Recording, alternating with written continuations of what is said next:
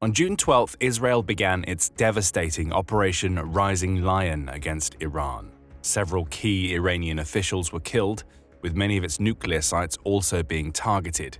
Iran responded. Massive missile strikes over the weekend battered Israel. In Iran, 224 civilians have already been killed, according to CNN. Iran's missiles have damaged central Israel's power grid. War is upon the Middle East. And that leaves us with a question. What is the worst-case scenario that could come out of the war between Israel and Iran? That's the question the BBC posed on June 14th, and it came up with 5 potential scenarios, each with massive implications for Israel, Iran, and the rest of the world. The first scenario is simple. The United States decides to get involved. That's something that the US doesn't want to do, at least if the denials it issued right after Israel launched Operation Rising Lion are anything to go by.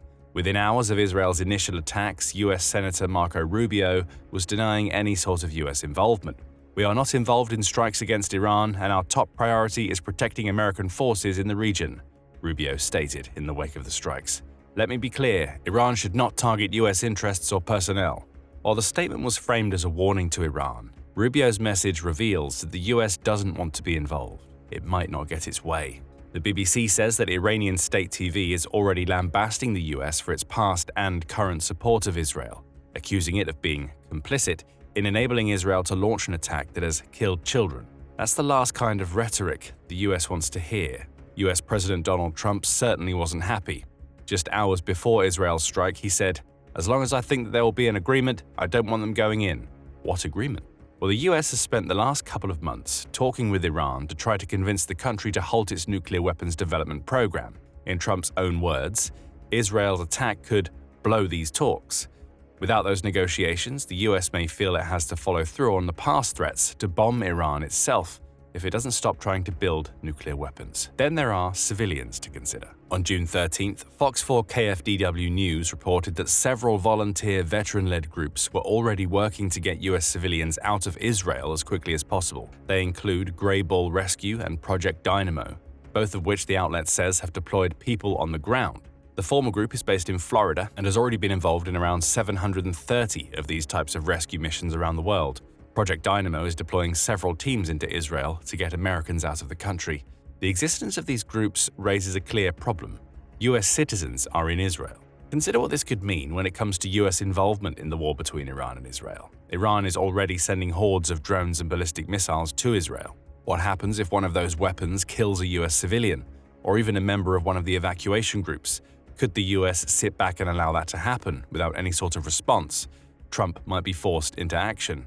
And the US president is already suggesting that could be a possibility. On June 15th, ABC News reported that the Trump administration is reiterating that it had no involvement in Operation Rising Lion. But if Iran hurts US civilians or personnel, Trump suggests the US could be drawn into the fight. "We're not involved in it," ABC reported Trump as saying. "It's possible we could get involved, but we are not at this moment involved." It's possible, says Trump. And if the possibility turns into reality, it would turn what is currently a regional conflict into a global war. That may be what Israel wants. As Vox reported on June 13th, it's long been believed that a military strike capable of fully degrading Iran's nuclear weapons production potential would require US involvement. According to the New York Times, the US even rejected a proposed Israeli attack plan that the outlet says would have required US help not just to defend Israel from Iranian retaliation, but also to ensure that an Israeli attack was successful. Iran is already arguing US is complicit, even if it isn't directly involved. According to American Friends Service Committee, or AFSC, the October 7, 2023 Hamas terrorist attacks against Israel served as a trigger for the US to start transferring enormous amounts of weapons to Israel. Between October 7th and December 25, 2023, the AFSC says the US sent 10,000 tons of weapons to Israel, including 15,000 bombs and 50,000 artillery shells. From October 2023 to March 24, the US approved over 100 military sales to Israel, with only 2 of those being publicly disclosed at the time. Add to that the $3.8 billion the US already provides to Israel's military annually, according to the AFSC, and you get a potential powder keg. The BBC points out that only the US has the bunker-busting bombs that could take out Iran's underground nuclear facilities, but it also delivers a warning. If America were to become an active combatant, that would represent a huge escalation with a long, potentially devastating consequential tail. but maybe the US doesn't get involved. That doesn't mean the war between Israel and Iran can't escalate, which brings us to our second worst-case scenario. The Gulf nations get dragged into the fight. That wouldn't necessarily be a surprise, claims the BBC. It points out that Saudi Arabia accused Iran of attacking its oil fields back in 2019, with the United Arab Emirates claiming in 2022 that the Houthis, which are believed to be an Iranian proxy, attacked its territory in 2022. Since then, there's been an uneasy peace between these Gulf nations, a peace that may soon be shattered. The BBC brings up the possibility that Iran may refocus its missile and drone strikes if it's unable to do any consequential damage to Israel. If Iran failed to damage Israel's well-protected military and other targets, then it could always aim its missiles at softer targets in the Gulf, the BBC says, especially countries that Iran believes aided and abetted its enemies over the years. Some of those Gulf nations are already worried. The Times of Israel says that several are quietly applauding Israel's Operation Rising Lion, but they're also wary about what the strikes could mean for them. The outlet quotes Sanam Vakil, who's the director of the Chatham House Middle East and North Africa program, as saying, "Gulf states are very much caught between a rock and a hard place, though they are quietly applauding the further weakening of Iran. They face real risks and have to play their cards carefully. Saudi Arabia is already trying to play its cards." Hours after Israel's strikes in Iran, the country's foreign ministry posted a statement to X to condemn the strikes. The Kingdom of Saudi Arabia expresses its strong condemnation and denunciation of the blatant Israeli aggressions against the brotherly Islamic Republic of Iran, which undermine its sovereignty and security and constitute a clear violation of international laws and norms, read the statement. Saudi Arabia also called on the international community to bring a stop to Israel's aggression. As Vakil says, it's a rock and a hard place situation. The Gulf states don't want to get involved in the fight because they realize that their involvement would weaken their own positions as well as Iran. That forces countries like Saudi Arabia into a balancing act, according to DW. It quotes Sebastian Sons of the Carpo think tank, who points out that Saudi Arabia has spent the last few years trying to de-escalate the tensions between itself and its regional rivals. However, that de-escalation may not be possible. Why? As Sons explains, Saudi Arabia finds itself in the eye of the storm and fears there might be attacks on its own territory because US troops are stationed there, and therein lies a problem. Iran attacking other Gulf states could bring the US into the fight, making this second worst-case scenario an escalation over the first. According to Al Jazeera on June 15th, the US currently maintains at least 19 military sites in the Middle East that have between 40,000 and 50,000 troops stationed at them. Kuwait hosts 5 of those sites. 2 each are in Bahrain, the United Arab Emirates, and Saudi Arabia. There are also US military sites in Oman, Qatar, Egypt, Jordan, Iraq, and Syria. If Iran decides to strike further afield, it could also hit US military sites in Turkey and Cyprus, dragging both of them into the fight. The BBC suggests that some of these nations even helped Israel to defend itself, albeit discreetly from Iranian missile attacks in 2024. That makes them targets for Iran. Complicit nations allied with the US, which Iran believes is allied with Israel. An attack on any of these nations could drag them into a new Gulf war that, almost by association given its military bases, the US might feel obligated to take part in. But let's move away from the nations that could get dragged into the fight for a moment and look at one of the things Israel wanted to achieve with Operation Rising Lion: decimating Iran's nuclear capabilities. Al Jazeera says that it's widely believed that Israel has nuclear weapons, though it's never confirmed this publicly. Even so, the mere suggestion that those nukes exist allow Israel to be a power player in the Middle East because nuclear weapons provide a military advantage. Iran having nuclear weapons removes that advantage, which Al Jazeera says is a red line for Israel. Benjamin Netanyahu, who's Israel's prime minister, pointed to this fact when justifying Operation Rising Lion. He says Iran could have produced a nuclear weapon in a very short time. It could be a year or it could be a few months. Al Jazeera also quotes an unnamed Israeli official who claims that Iran has enough fission material for 15 nuclear bombs within days. That brings us to the BBC's worst-case scenario. Israel's strikes don't destroy Iran's nuclear capabilities. The worst-case scenario is entirely dependent on how close Iran is to building a nuclear weapon. Israel certainly believes it's on the cusp. It may not be wrong. CNN points out that Iran has the capability to enrich uranium, potentially to the point where it could build nuclear weapons. It notes that it all comes down to uranium-235, which is an isotope found in natural uranium. According to CNN, natural uranium is made up of 99.3% uranium-238, which is practically useless for both bombs and nuclear power, and 0.7% uranium-235.